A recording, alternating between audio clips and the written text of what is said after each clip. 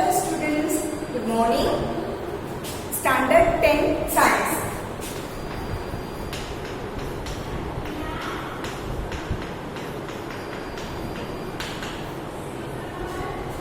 Standard 10 science, ठीक है। Standard 10 का साइंस हमने आगे स्टार्ट कर दिया है। चैप्टर नंबर 1 एंड 2 हमने ऑलरेडी पढ़ा, ठीक है। हमने पढ़ लिया है चैप्टर नंबर 1 एंड 2, तो हमें पता है क्या होता है उसमें। हमने केमिस्ट्री के रिलेटेड थे वो दोनों चैप्टर्स, ठीक है। अब हम एक बायोलॉजी के रिलेटेड चैप्टर स्टार्ट करेंगे, चैप्टर नंबर 15 और एनवायरमेंट।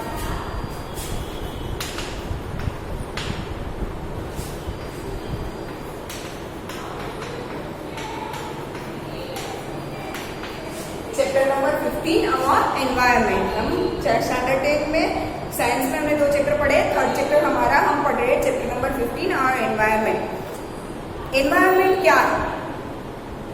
हमें 1 to 5th स्टैंडर्ड में तो हमने एनवायरमेंट सब्जेक्ट था ना हमारा, ठीक है। तो एनवायरमेंट क्या है वो सबको पता है। एनवायरमेंट वर्ड हमने बहुत सारे लोगों के पास सुना भी है, ठीक है ना। हमारी आसपास की जो चीजें होती है, चाहे वो लिविंग हो या नॉन लिविंग हो, ठीक है। लिविंग है तो बायोलॉजिकल, नॉन लिविंग है तो नॉन बायोलॉजिकल, ठीक है। तो ये क्या है वो हम सबको पता है। एनवायरमेंट द एटमॉस्फेयर और everything, each and everything around us is included in environment, either it is living or non living, ठीक है। तो ये सबको हम क्या बोल सकते हैं? एनवायरमेंट बोल सकते हैं, ठीक है। तो उस हिसाब से हमारे एल्डर्स जो है, हमारे दादा दादी, नाना नानी, उसके पास से हमने सुना भी होगा कि एनवायरमेंट पहले जैसा था वैसा अभी नहीं रहा, ठीक है। क्योंकि पहले इतनी सारी इंडस्ट्रीज, इतने सारे व्हीकल, इतना सारा पॉपुलेशन भी नहीं था इतना सारा पॉपुलेशन नहीं था, तो उसके हिसाब से नंबर ऑफ व्हीकल्स भी कम थे, उसके हिसाब से नंबर ऑफ इंडस्ट्रीज भी कम थी,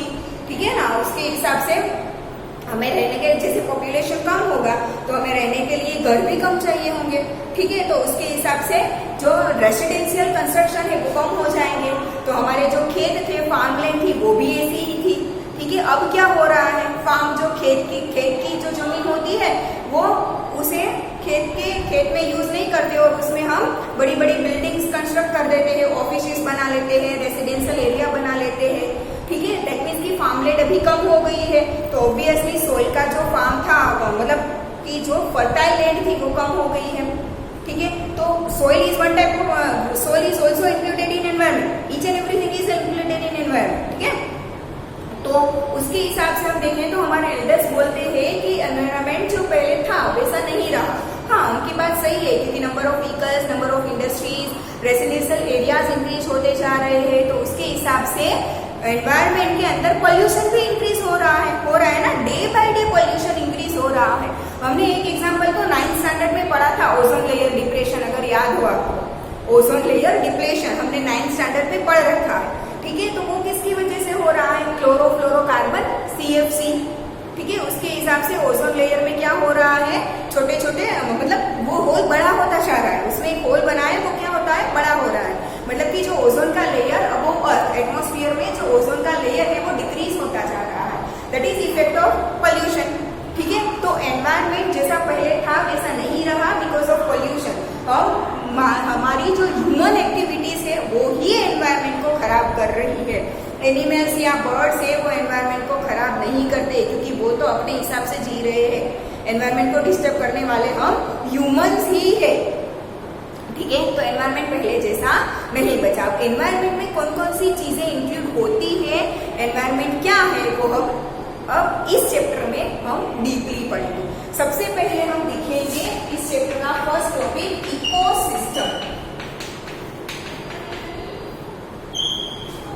इस चैप्टर का फर्स्ट टॉपिक हम देखेंगे ecosystem. What are its components? Ecosystem क्या है और उसके कंपोनेंट्स क्या है? कोई भी चीज के कंपोनेंट होते हैं ना, जैसे कि मेरे हाथ में ये चॉपस्टिक है, उसके कंपोनेंट्स क्या है? तो calcium carbonate and water, water और कैल्शियम कार्बोनेट्स में ये कैल्शियम कार्बोनेट से ये चॉपस्टिक बना, तो उसके कंपोनेंट्स क्या हुए? वाटर एंड कैल्शियम कार्बोनेट, ठीक है। तो उसी हिसाब से इकोसिस्टम क्या है और उसके कंपोनेंट्स क्या है वो हम पहले देखेंगे। इकोसिस्टम पहले तो क्या है? इकोसिस्टम के लिए मैं आपको एग्जांपल देती हूँ एक गार्डन का एग्जांपल आपको देती हूँ। गार्डन में आप जाओगे तो आपके बड़े छोटे बड़े आपको ट्रीज दिखेंगे। एक तो नीचे क्या होगा? ग्रास होगा, ठीक है, नीचे ग्रास होगा, फिर छोटे छोटे पौधे होंगे, प्लांट्स होंगे जिसमें फ्लावर्स आएंगे। कहीं पौधे ऐसे होते हैं कि जो फ्लावर नहीं देते, तो flowering plants, non flowering plants होते हैं ना। बड़े बड़े ट्रीज कहीं पे होते हैं, ट्रीज में बर्ड्स होते हैं, ठीक है, ट्रीज में बर्ड्स होते हैं। फिर ग्रास के अंदर छोटे छोटे इंसेक्ट्स होते हैं ना। तो ये सब कुछ जो मिला वो हमें इकोसिस्टम बोल सकते हैं। उसे हम क्या बोल सकते हैं? इकोसिस्टम बोलते हैं। दैट इज हम बोल सकते हैं कि ecosystem of that particular garden, ecosystem of that particular garden, जिसमें लिविंग थिंग्स भी आएगी और नॉन लिविंग थिंग्स भी आएगी, लिविंग थिंग्स भी आएगी और नॉन लिविंग थिंग्स भी आएगी। आप गार्डन में जाओगे तो वहां पर आपको बैठने के लिए बेंचेस भी मिलेगी, तो that is also part of ecosystem, that is also the part of that particular garden की जो इकोसिस्टम थी उसका वो एक पार्ट है। तो लिविंग नॉन लिविंग बोथ आ जाएगा उसमें, ठीक है। बट हम यहाँ पे आगे आगे बढ़ने के लिए सिर्फ लिविंग को ही कंसिडर करते हैं। हाँ, हम उसके बिना रह नहीं सकते, नॉन लिविंग थिंग्स के बिना। जैसे कि हम हमारा ह्यूमन का एग्जाम्पल ले तो एयर है, that is non living thing, but air के बिना हम रह सकते हैं? नहीं। वाटर नॉन लिविंग थिंग, क्योंकि वाटर अपने आप बड़ा होता है? नहीं होता, ठीक है। तो that is non living thing, पर हम वाटर के बिना रह सकते हैं? नहीं रह सकते, ठीक है। तो living and non living things, environment के अंदर लिविंग और नॉन लिविंग थिंग्स एक दूसरे से अटैच है। लिविंग जो है वो नॉन लिविंग के बिना नहीं रह सकते। तो ये जो नॉन लिविंग है they are also part of ecosystem. तो एयर है, वाटर है, वो इकोसिस्टम का पार्ट ही है, ठीक है। तो ये मैंने गार्डन की इकोसिस्टम का आपको एग्जांपल दिया, और एक एग्जांपल आपको दे रही हूँ। हमारे घर पे किसी के घर पे होगा एक्वेरियम, किसी किसी के घर पे होगा एक्वेरियम। अगर नहीं है तो सबने कहीं ना कहीं पे तो देखा ही होगा। अगर घर पे नहीं है तो कहीं ना कहीं पे तो आपको अपने एक्वेरियम देखा होगा। हमारी स्कूल में ही रिसेप्शन के सामने एक छोटा सा एक्वेरियम है, दिखा है ना आपने, ठीक है। उसमें फिशीज है, उसमें एक्वेटिक प्लांट्स है, ठीक है, और उसमें वाटर भरा हुआ है, ठीक है। तो ये जो वाटर है उसमें ऑब्वियसली हमें पता है कि लिविंग जो भी थिंग्स है उसे ब्रीथ करने के लिए ऑक्सीजन एंड कार्बन डाइऑक्साइड की रिक्वायरमेंट है। अगर वो प्लांट है तो कार्बन डाइऑक्साइड इनहेल करेगा, ऑक्सीजन एक्सहेल करेगा। अगर वो एनिमल्स, बर्ड्स या ह्यूमंस कुछ भी है तो वो ऑक्सीजन इनहेल करेगा और कार्बन डाइऑक्साइड एक्सहेल करेगा। मतलब कि ऑक्सीजन एंड कार्बन डाइऑक्साइड तो सबको चाहिए ही चाहिए, ठीक है। तो अगर हम एक्वेरियम का इकोसिस्टम देखें तो उसमें क्या होगा? फिशीज होगी या तो कोई भी और एक्वेटिक एनिमल्स होंगे, सिर्फ फिशीज ही तो नहीं होंगी ना, एक्वेटिक एनिमल्स होंगे। हमारा जो एक्वेरियम होता है उसमें फिशीज ही रखते हैं और कोई एनिमल्स नहीं रखते, ठीक है। तो अगर हम देखो पूरा, शायद हम एक लेक ले लेते हैं हमारे घर के पास, या तो सिटी में कोई लेक हो वो हम ले लें, तो उसमें क्रैब्स भी हो सकते हैं, उसमें फिशेस भी हो सकती है, ठीक है। उसमें एक्वेटिक प्लांट्स भी होंगे, वाटर भी होगा, ठीक है। वो ओपन एयर में है तो ऑक्सीजन तो उसमें एयर में से अपने आप मिल जाएगा। अगर हमारा घर का एक्वेरियम है तो वो ऊपर से भी क्लोज होगा, सारे साइड से वो क्यूबॉइड टाइप का होता है तो सभी ओर से वो क्लोज होगा, पैक होगा, तो उसमें ऑक्सीजन एयर में से अपने आप नहीं मिल सकता। तो उसे ऑक्सीजन सप्लाई करने के लिए ऑक्सीजन छोटा सा सिलेंडर रखा जाता है, उसे पाइपलाइन से उसमें ऑक्सीजन ऐड करते हैं, क्योंकि वो नेचुरली ओपन नहीं होता तो अपने आप से एयर में से नहीं ले सकता, ठीक है। अगर वो पोंड हो, लेक हो, या तो रिवर हो, या तो ओशन हो, सी हो, तो वो अपने आप एयर में से ऑक्सीजन ले लेगा। पर ये एक्वेरियम में वो क्लोज होता है तो वो अपने आप नहीं ले सकता, तो हमें बाहर से ऑक्सीजन उसमें सप्लाई करना पड़ेगा, क्योंकि उसके अंदर जो एक्वेटिक एनिमल्स है वो ऑक्सीजन के बिना नहीं रह सकते, ठीक है। तो हम ये जो सप्लाई कर रहे हैं तो ऑक्सीजन है, उसमें जो वाटर था, उसमें जो एक्वेटिक एनिमल्स है, उसमें जो एक्वेटिक प्लांट्स है, they are part of ecosystem. तो ठीक है, उसमें एक्वेरियम को हमें इकोसिस्टम बोल सकते हैं। उसमें लिविंग थिंग्स भी और नॉन लिविंग थिंग्स भी है, aquatic animals and aquatic plants, they are living things. Water and air, they are non living things, ठीक है।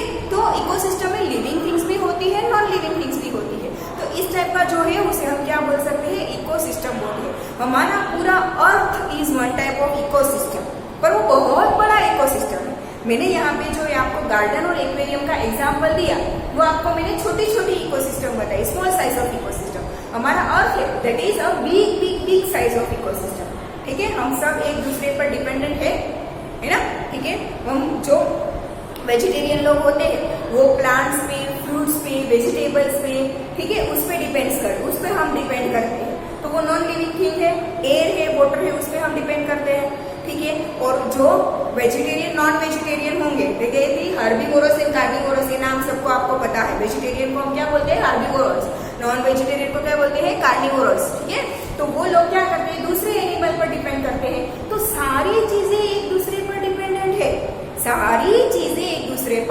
डिपेंडेंट है। This is known as ecosystem. अब इकोसिस्टम के कंपोनेंट्स क्या है? कंपोनेंट्स ऑफ इकोसिस्टम, कंपोनेंट्स और इकोसिस्टम। देखो आपने ये देखा एक्वेरियम देखा, तो उसमें जो आपने water, air, aquatic animals, aquatic plants, they are components of ecosystem, they are components of ecosystem. Garden का इकोसिस्टम हमने देखा तो ग्रास है, ठीक है, फिर फ्लावरिंग प्लांट्स है, नॉन फ्लावरिंग प्लांट्स है, ट्रीज है, बर्ड्स है, इंसेक्ट्स है, they all are components of ecosystem. वो सारे क्या है? इकोसिस्टम के कंपोनेंट है। तो जो भी चीज मिला के पूरा एक इकोसिस्टम बनाता है, वो सारी चीजें they are components of ecosystem. ठीक है, अभी मैं इस रूम में खड़ी रह के आपको समझा रही हूँ। तो फैन चल रहा है, मुझे हवा मिल रही है, ठीक है। यहाँ पे मैं बोर्ड पे लिख रही हूँ, मेरे हाथ में चॉपस्टिक है, एक हाथ में बुक है, तो मैंने ये रूम का इकोसिस्टम बना, ठीक है। तो ये जो ब्लैक बोर्ड है, चॉपस्टिक है, बुक है, पेन है, मैं खुद यहाँ पे, ये सारे क्या हुए? कंपोनेंट्स ऑफ दिस इकोसिस्टम, ठीक है। ये रूम की जो इकोसिस्टम है उसके हम सारे क्या हुए? कंपोनेंट्स हुए, ठीक है। आप अपने रूम में बैठ के पढ़ रहे हो, अभी मेरा वीडियो आप सुन रहे हो, पढ़ रहे हो, अब पेन से बुक में लिख रहे हो, तो आपकी बुक, आपका पेन, आपका मोबाइल, आपके रूम में लाइट चालू है, आपके रूम में फैन चालू है, अब सब मिला के आपकी रूम की इकोसिस्टम बनेगी, ठीक है। तो इकोसिस्टम, जो भी चीज मिला के कोई एक इकोसिस्टम बनती है, वो सारी चीजें they are known as components of ecosystem. आ गया सबको समझ में? ठीक है, components of ecosystem. Now imagine the situation where you do not clean the aquarium. Yes, हाँ, अब हम क्या करते हैं कि एक्वेरियम के, हमने सुना है कि एक्वेरियम को थोड़े थोड़े टाइम में हमें क्लीन करना पड़ता है।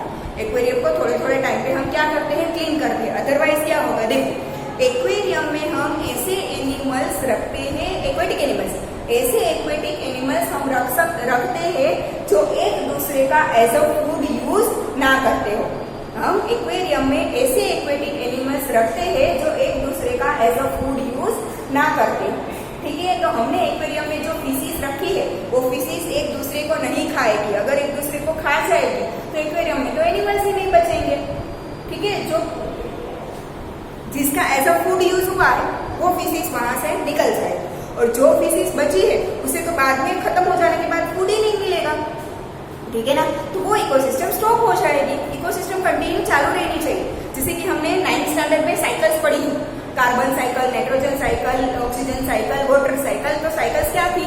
एक दूसरे के बाद एक दूसरे कंटिन्यू चालू रहती थी, ठीक है। तो इकोसिस्टम भी वन टाइप ऑफ साइकिल ही है, वो कंटिन्यू चालू ही रहनी चाहिए, ठीक है। तो हम एक्वेरियम का अगर इकोसिस्टम ले, तो हम उसमें ऐसे एक्वेटिक एनिमल्स नहीं रख सकते जो एक दूसरे का एज अ फूड यूज करते हो, ठीक है। ऐसे ही एनिमल्स रखेंगे कि जो शांति से एक दूसरे के साथ रह सके। जैसे कि हम हमारी फैमिली में हमारे भाई बहन, मदर फादर, दादा दादी जिसके भी साथ रहते हैं, ठीक है, हम शांति से रहते हैं। तो ऐसी टाइप की हमें इकोसिस्टम बनानी है। एक्वेरियम में हमने जो एनिमल्स लिए हैं, ठीक है, अगर सोचो ऐसा कुछ हुआ कि हमने सपोज कि हमारे एक्वेरियम में हमने 10 फिशिस रखी, ठीक है, थोड़े से एक्वेटिक प्लांट्स भी उसमें हमने लगा दिए हैं, बाहर से ऑक्सीजन भी सप्लाई कर रहे हैं, थोड़े वाटर उसमें हमने भर के रखा, ठीक है। हमने 10 फिशिस रखी है, 2 महीने तक हमने उसे क्लीन नहीं किया। सपोज कि हमने एक्वेरियम को 2 मंथ्स तक क्लीन नहीं किया, और 10 फिशिस में से कहीं ऐसा हुआ कि एक फिश उसमें ही मर गई, ठीक है, उसकी लाइफ कम थी, वो मर गई, ठीक है। तो क्या होगा? हमने उसे क्लीन नहीं किया, तो वो फिश का डेड बॉडी उसी एक्वेरियम में पड़ा रहेगा, ठीक है। वो एक्वेरियम में पड़ा रहेगा तो क्या होगा? थोड़े दिनों बाद वाटर की वजह से वो सड़ जाएगा, एक्वेरियम में स्मेल आने लगेगी। वो गंदी स्मेल की वजह से, सड़न की वजह से दूसरी जो उसमें फिशिस थी वो क्या हो जाएगी? उसे इन्फेक्शन लगेगा, वो बीमार हो जाएगी। तो पूरा एक्वेरियम का जो इकोसिस्टम था वो अनबैलेंस हो जाएगा, ठीक है। तो इसीलिए एक्वेरियम को थोड़े थोड़े टाइम बाद क्या करना है? हमें क्लीन करना है, ताकि जो उसमें जो कचरा भरा है वो निकल जाए और फ्रेश वाटर उसमें आ जाए, ठीक है। हाँ, तो अब मैंने ये समझाने के लिए सब कुछ समझाया है कि अगर उसमें एक फिश मर गई, तो मैंने क्या बोला कि थोड़े टाइम बाद वो सड़ना शुरू हो जाएगा। तो वो सड़ती किसकी वजह से है? सड़ती, वो फिश अगर उसमें मर गई तो वो सड़ती किसकी वजह से है? तो वो जो सड़न होती है उसमें, वो भी किसी ना किसी इंसेक्ट्स की वजह से होता है, किसी ना किसी ऑर्गेनिजम्स की वजह से होता है। हमें पता है फिशिस है, प्लांट्स है, दे आर ऑर्गेनिजम्स। हम खुद भी organism, living things are organisms, हमें पता है, ठीक है।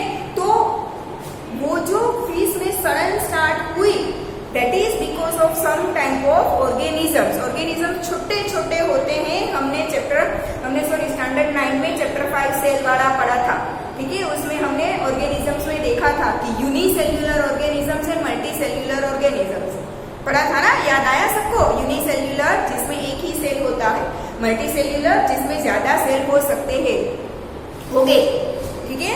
तो ये जो बैक्टीरिया वगैरह होते हैं ना, उसकी वजह से उसमें सड़न होगा। Bacteria they are multicellular organisms, they are multicellular organisms. तो उसकी वजह से उसमें क्या होगा? सड़न होगा। तो वो जो बैक्टीरिया था जिसकी वजह से उसमें सड़न स्टार्ट हुई, उसे हम बोलते हैं डीकम्पोजर्स। क्या बोलते हैं उसे? डीकम्पोजर्स। जिसकी वजह से सड़न होती है इसमें उसे हम बोलते हैं डीकम्पोजर्स, ठीक है। तो decomposer is a component of ecosystem. Decomposer is a component of ecosystem. Decomposer सिर्फ एक्वेरियम में नहीं होता, हर एक इकोसिस्टम में डीकम्पोजर प्रेजेंट होता है, ठीक है। हर एक इकोसिस्टम में, सारी इकोसिस्टम में डीकम्पोजर प्रेजेंट होता है, ठीक है। क्योंकि उसी की वजह से जो लिविंग थिंग मर गई है उसका डीकम्पोजिशन होगा, वो सड़ेगी। तो उसमें से हमने कार्बन साइकिल याद करो, 9th स्टैंडर्ड का कार्बन साइकिल। डेड एनिमल्स की सड़न की वजह से उसमें जो कार्बन रिलीज होता है वो एटमॉस्फेयर में फिर से एयर में जाता है और उसमें कार्बन डाइऑक्साइड बनता है, याद है सबको, ठीक है। थोड़े कार्बन पार्टिकल्स, नाइट्रोजन के जो पार्टिकल्स बचे थे वो सारे क्या जाएंगे? सोइल में जाएंगे और वो फिर से प्लांट्स को मिलेगा, याद है सबको, ठीक है। तो ये डिकम्पोज होना ही चाहिए, अदरवाइज जो सारी साइकिल्स है एनवायरमेंट में वो डिस्टर्ब हो जाएगी, ठीक है। तो डिकम्पोज तो होना ही चाहिए। तो सारी की सारी इकोसिस्टम में डिकम्पोजर्स तो प्रेजेंट हो गए, ठीक है। तो ये 3 कंपोनेंट होते हैं इकोसिस्टम के। मेनली अगर हम नाम दें तो 3 कंपोनेंट्स होते हैं, प्रोड्यूसर्स, कंज्यूमर्स, ये 3 प्रोड्यूसर्स, कंज्यूमर्स एंड डिकम्पोजर्स। ये 3 इकोसिस्टम के कंपोनेंट्स होते हैं, प्रोड्यूसर्स, कंज्यूमर्स एंड डीकम्पोजर्स। अब ये 3 क्या है ये मैं आपको समझा रही हूँ। ये 3 कंपोनेंट है इकोसिस्टम, ठीक है, कंपोनेंट्स ऑफ इकोसिस्टम। प्रोड्यूसर क्या है? Trees, plants, grass, they are producers. कैसे प्रोड्यूसर्स है? प्लांट है वो अपना food with the help of sunlight by the process of photosynthesis, with the help of sunlight and by the process of photosynthesis वो अपना food खुद prepare करते हैं। प्लांट के लिए फूड बनाने के लिए हमें जाना पड़ता है नहीं, वो सनलाइट और वाटर अगर उसे मिल जाए, उसे सनलाइट एंड वाटर मिल जाए तो अपना ग्रोथ खुद करते हैं, अपना फूड खुद बनाते हैं। तो उसे क्या बोलते हैं? प्रोड्यूसर। वो प्रोड्यूस करते हैं उस प्लांट का, ग्रास का हम एज अ फूड यूज करते हैं, ठीक है। तो वो हमारे लिए प्रोड्यूस करते हैं, that's why they are producers. उसका हम एज अ फूड यूज करते हैं तो वी आर कंज्यूमर्स। उसके पास से हम कंज्यूम करते हैं, अपना खुद का फूड हम प्रिपेयर नहीं कर सकते, हमें फूड बॉडी में डालना पड़ता है। हमारी बॉडी अपने आप फूड पैदा कर लेगी जैसे प्लांट्स करते हैं? नहीं कर सकती ना, ठीक है। तो we are not producers, we are consumers. तो ह्यूमंस के जैसे बहुत सारे एनिमल्स भी है ना, जैसे कि रैबिट है वो ग्रास खाता है, ठीक है। इंसेक्ट्स है वो ग्रास खाते हैं। जैसे कि आपको एक एग्जांपल दूं तो ग्रास ऑपर का हम एग्जांपल ले सकते हैं। वो ग्रास खा के जिंदा रहता है, हम भी फ्रूट्स खा के, फल खा के, अनाज खा के जिंदा रहते हैं। तो हम क्या है? कंज्यूमर है, दूसरे के ऊपर हम डिपेंड करते हैं। We can not produce our own food, ठीक है। तो जो अपना फूड खुद बना सकते हैं दे आर प्रोड्यूसर्स, ठीक है। उसके पास से, प्रोड्यूसर के पास से जो फूड लेता है वो कंज्यूमर, ठीक है। और कंज्यूमर के मरने के बाद बैक्टीरिया वगैरह जो उसकी डेड बॉडी को सड़ाने का काम करते हैं, दे आर डिकम्पोजर्स। मतलब कि डेड बॉडीज को डिकम्पोज करते हैं, दे आर डिकम्पोजर्स। आ गया सबको समझ में? इसके लिए हम दूसरे अगर नाम दे तो देखते हैं कि इकोसिस्टम। अब एक इकोसिस्टम में आपको समझा रही हूँ, ग्रास में से बना गया। ग्रास का एज अ फूड कौन यूज करता है? Grass hopper. मैं आपको पूरा यहाँ पे लिख के समझा रही हूँ। एक इकोसिस्टम में आपको दिखा रही हूँ उसमें क्या क्या होता है। उसके ऊपर से हम देखेंगे फूड चेन। इकोसिस्टम के साथ साथ हम फूड चेन देखते हैं, किसमें पार्ट्स होते हैं। इकोसिस्टम हमने पढ़ लिया, components of ecosystem, producers, consumers and decomposers हो गया। अब हम देखते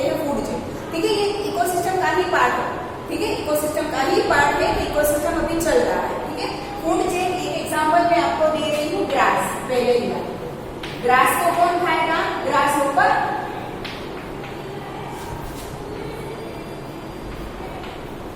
ग्रास को कौन खाएगा? ग्रास ऊपर। ठीक है, ग्रास ऊपर को कौन खाएगा? फ्रॉग। फ्रॉग ग्रास ऊपर को खाता है। ठीक है, फ्रॉग को कौन खाएगा? स्नेक। फ्रॉग को कौन खाएगा? स्नेक। और स्नेक को कौन खाएगा? Eagle, bird, eagle.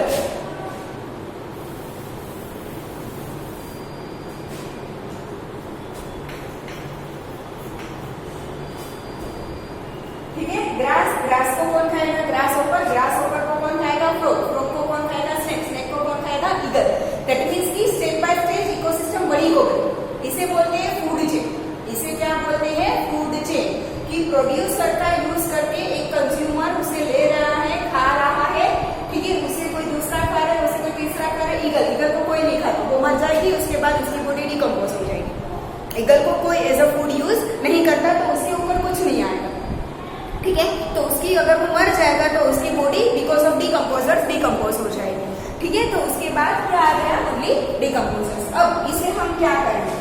इसे ग्रास ऊपर अपना फूड खुद बनाएगा। सॉरी, ग्रास ऊपर नहीं, ग्रास अपना फूड खुद बनाएगा। तो ये क्या है? प्रोड्यूस। ग्रास अपना फूड खुद बनाएगा, तो ग्रास क्या है?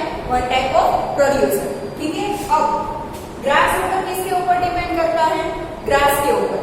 फ्रॉग किसके ऊपर डिपेंड करता है? हाँ, फ्रॉग बहुत कुछ खाता है, पर अभी मैं इसी इकोसिस्टम के बारे में समझा रही हूँ, तो ये इसी फूड चेन के बारे में समझा रही हूँ, तो सिर्फ इसमें ध्यान दे रहे हैं। ठीक है, फ्रूट किसे खाएगा? फ्रॉग, ग्रास ऊपर। स्नेक किसे खाएगा? फ्रॉग को। ईगल किसे खाएगा? स्नेक को। मतलब कि ये सारे एक दूसरे के ऊपर डिपेंडेंट है, तो ये सारे बनेंगे कंज्यूमर्स। ऐसा जरूरी नहीं है कि कंज्यूमर कोई एक ही होगा। जैसे कि प्रोड्यूसर एक ही है, वैसे कंज्यूमर एक ही होगा, वैसा जरूरी नहीं है। कंज्यूमर एक के बाद एक चेन बहुत सारे हो सकते हैं। ठीक है, प्रोड्यूसर एक ही होगा, ऊपर डिकम्पोजर एक ही होगा, इसके बाद ऊपर क्या आएगा? डिकम्पोजर। ईगल मर जाएगी, उसका बॉडी डिकम्पोज होगा, किसकी वजह से होगा? डिकम्पोजर की वजह से। तो प्रोड्यूसर एक ही होता है, डिकम्पोजर एक ही होता है। अलग अलग टाइप के बहुत सारे बैक्टीरिया होते हैं, उसे हम सेपरेट नहीं करते। ठीक है, पर कंज्यूमर एक ही टाइप का नहीं होता, एक के बाद एक कंज्यूमर आएंगे, सारी चेन बनाएंगे। ठीक है, उसी हिसाब से अगर हम देखें तो ग्रास ऊपर को बोलते हैं हम प्राइमरी कंज्यूमर, पहला कंज्यूमर। ग्रास ऊपर क्या बनेगा? Primary consumer. ठीक है, उसके बाद फ्रॉग बनेगा सेकेंडरी कंज्यूमर।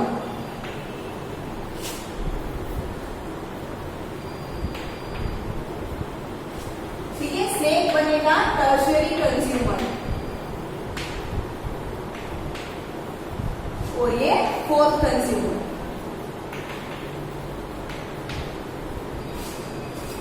ऐसे कंज्यूमर बहुत सारे होते हैं। प्रोड्यूसर के बाद का जो सबसे पहला होगा, कोई भी फूड चेन ले लो, ये तो मैंने आपको फॉर एग्जांपल ये दी है, अगर फूड चेन बदल जाए तो भी यही होगा। प्रोड्यूसर के बाद का जो पहला है वो प्राइमरी कंज्यूमर, दूसरा सेकेंडरी कंज्यूमर, तीसरा टर्शियरी कंज्यूमर, ऐसे कंज्यूमर्स आते जाएंगे। उसके बाद सबसे ऊपर क्या आएगा?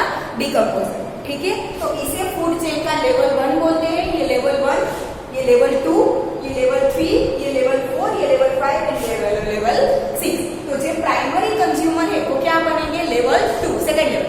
Producer first level, primary consumer second level, food chain का बोलेंगे।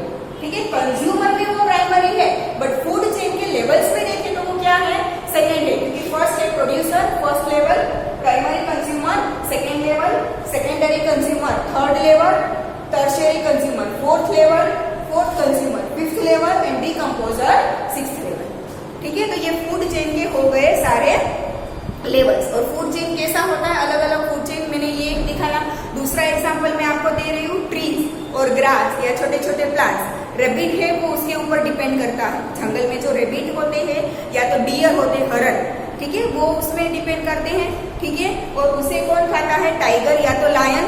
ठीक है, तो वो क्या हुआ? आगे आगे चला जाएगा। तो जो ट्रीज है वो ट्रीज है वो प्रोड्यूसर्स बनेंगे, हिरन है वो क्या बनेगा, प्राइमरी कंज्यूमर, टाइगर है वो सेकेंडरी कंज्यूमर। टाइगर को कोई भी नहीं खाता, तो टाइगर जब मर जाएगा तो उसकी बॉडी डिकम्पोज हो जाएगी। किसकी वजह से? डिकम्पोजर की वजह से।